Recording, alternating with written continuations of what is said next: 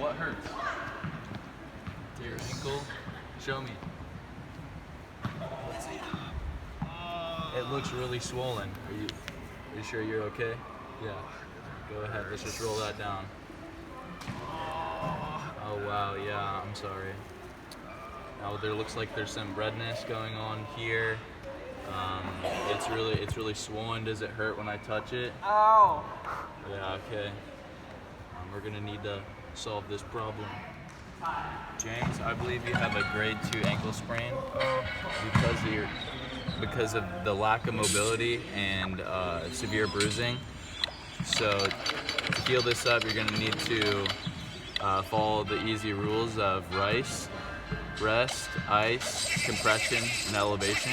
In the first 72 hours of having an ankle sprain, you want to follow the 5 steps of PRICE: protection, rest, ice, compression, and elevation. For protection, we left his shoe on. Make sure his ankle is okay. Next, you want to rest. Next, you want to ice that.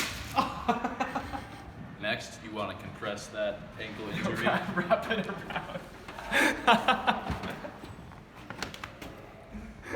Next step is elevation. You want to make sure that the injury is above your heart. So let's get that up there.